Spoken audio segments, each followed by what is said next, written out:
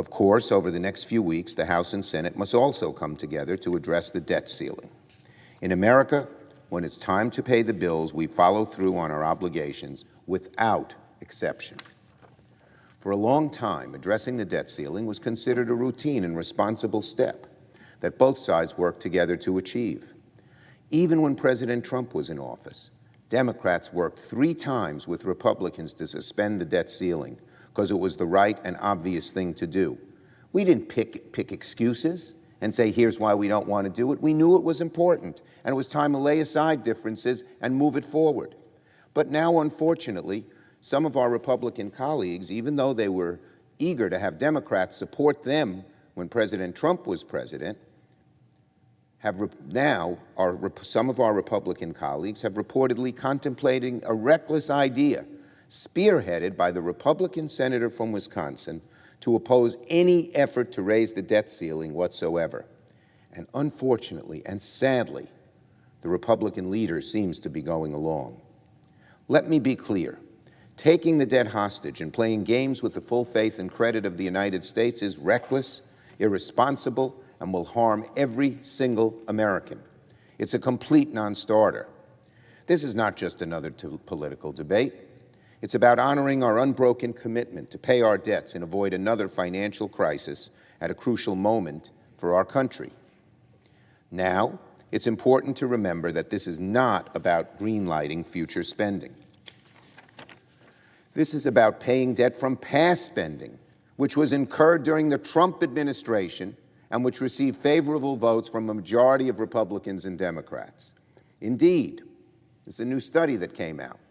According to the Nonpartisan Congressional Research Service, the Trump administration incurred $5.4 trillion in new debt after the debt ceiling was raised in 2019, up through his last day of office. So all of the new $5 trillion in debt, bottom line, was caused under the Trump administration, not by Democratic spending, under the Trump administration.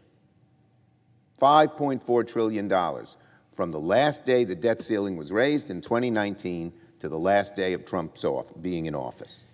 Another report by the Treasury Department further states that over the entirety of the Trump administration, that figure rose to as high as $8 trillion. Again, let me repeat this so my Republican colleagues hear it loud and clear. This is not about Democrats incurring debt. Between the last time that the debt ceiling was raised in 2019 and the final day of the Trump administration, nothing to do with Biden or Democrats or anything in 2021, his administration added more than $5 trillion to the national debt. And over the 4 years of Donald Trump, new debt totaled as much as $8 trillion. So both sides have a responsibility to pay our bills. Both sides, led by a Republican Senate, incurred much of this new debt.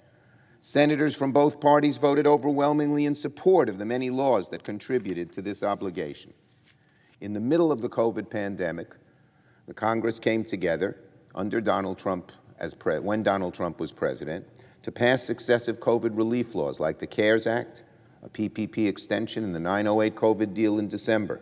Democrats and Republicans voted in huge numbers in support of these laws. Republicans voted to make these expenditures.